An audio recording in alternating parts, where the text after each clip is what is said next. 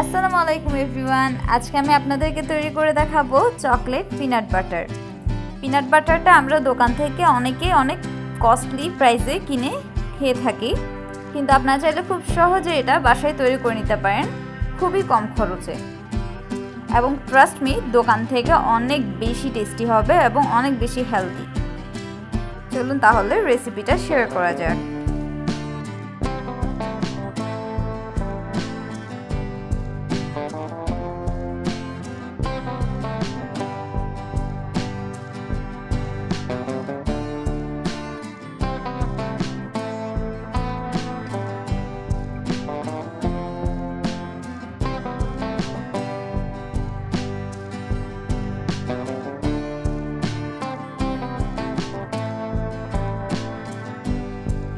প্রথমে এখানে আমি 250 গ্রামের মতো বাদাম রোস্ট করে নিব। চুলার আঁচ লোতে রেখে আমি বাদামগুলোকে খুব ভালোভাবে রোস্ট করে নিব। এরপর বাদামের খোসাটা ছাড়িয়ে নিয়ে আমি বাদামগুলোকে একটা ব্লেন্ডার জারে নিয়ে নিচ্ছি। অবশ্যই খেয়াল রাখতে হবে এই পর্যায়ে বাদাম যেন একেবারে ঠান্ডা থাকে। পিনাট বাটার বানানোর জন্য খুব স্ট্রং একটা ব্লেন্ডারের প্রয়োজন পড়বে। প্রথমে আমি ব্লেন্ডারের সাহায্যে বাদামগুলোকে গুঁড়ো করে নিচ্ছি।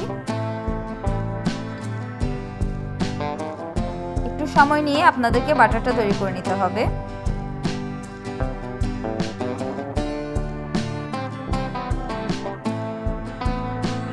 দেখতে পাচ্ছেন এই পর্যায়ে বাদামটা অনেকটাই গুঁড়ো হয়ে গেছে, তবে বাদাম থেকে এখনো খুব একটা তেল ছাড়তে শুরু করেনি। একটা চামচের সাহায্যে আমি আলতো হাতে সবকিছু একটু নেড়ে ছেড়ে দিব।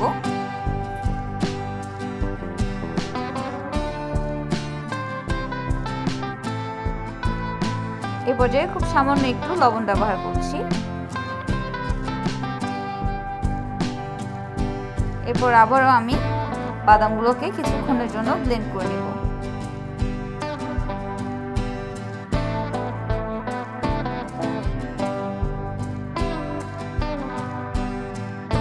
সময় নিয়ে অল্প অল্প ব্রেক দিয়ে বাদামগুলোকে ব্লেন্ড করতে থাকতে হবে, না হলে ব্লেন্ডারের উপর প্রচুর পরিমাণে প্রেসার পড়তে পারে। আবারও সবকিছু আমি নেড়ে দিব। দেখতে পাচ্ছেন বাদামগুলো কিছুটা জড়ো হতে শুরু করছে, তার মানে বাদাম থেকে তেল ছাড়তে শুরু করেছে। এবার যে এখানে আমি কিছুটা সয়াবিন তেল ব্যবহার করছি। আপনারা আপনাদের পছন্দ মতো যে কোনো আনফ্লেভারড অয়েল ব্যবহার করতে পারেন। সঙ্গে ব্যবহার করছি 1/3 কাপ পরিমাণ গুঁড়ো চিনি। চিনিটা অবশ্যই আপনারা গুঁড়ো চিনি ব্যবহার করবেন, দানা চিনি ব্যবহার করা যাবে না। চকলেটি ফ্লেভারের জন্য দিয়ে দিচ্ছি 1 টেবিল চামচ পরিমাণ কোকো পাউডার। খেয়াল রাখতে হবে কোকো পাউডারটা যেন ভালো ব্র্যান্ডের হয়। এখানে আমি ক্যাডবেরির কোকোটা ইউজ করেছি। কোকো পাউডারের কোয়ালিটি যদি ভালো না হয়, আপনার পিনাট বাটারের টেস্টটাও খুব একটা ভালো আসবে না। দেখতে পাচ্ছেন আমার পিনাট বাটারটা অনেকটাই হয়ে এসেছে, বাদাম থেকে প্রচুর পরিমাণে তেল ছেড়ে দিয়েছে।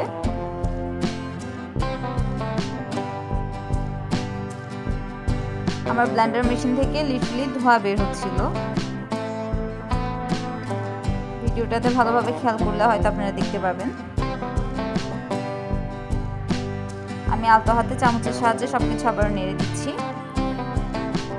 পিনাট বাটার তৈরি করার সময় ব্লেন্ডারটা কিছুটা গরম হয়ে এলে রেস্ট দিয়ে ঠান্ডা করে নিয়ে তারপর আবারও ব্লেন্ড করবেন। একটু ধৈর্য ধরে সময় নিয়ে যদি তৈরি করেন, আপনারা হেলদি এই পিনাট বাটারটা বাসায় তৈরি করে নিতে পারবেন। এটাতে থাকছে না কোনো আর্টিফিশিয়াল ফ্লেভার বা প্রিজারভেটিভ।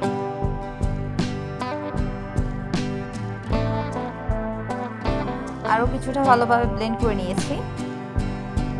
আমার পিনাট বাটারটা তৈরি হয়ে গেছে। দেখতে পাচ্ছেন টেক্সচারটা কেমন এসেছে। আমার পিনাট বাটার রেডি হয়ে গেছে। এবার একটা এয়ারটাইট কন্টেনারে ভরে আমি এটাকে নর্মাল ফ্রিজে সংরক্ষণ করব 3 মাসের মতো। আপনারা খুব সহজে এভাবে পিনাট বাটারটা বাসায় তৈরি করে দেখতে পারেন এবং কমেন্ট সেকশনে অবশ্যই জানাবেন কেমন হয়েছে। আমি একটা পাউরুটিতে স্প্রেড করে দেখিয়ে দিচ্ছি। এটা দোকান থেকে কিনা পিনাট বাটার থেকে কোনো অংশে কম নয়, বরঞ্চ বলতে পারেন টেস্টে আরও অনেক বেশি বেটার। ভিডিওটি যদি ভালো লাগে তাহলে অবশ্যই একটি লাইক দিবেন এবং আমাদের চ্যানেলটা সাবস্ক্রাইব করে রাখতে পারেন এরকম আরও অনেক ভিডিও পাওয়ার জন্য। আল্লাহ হাফেজ।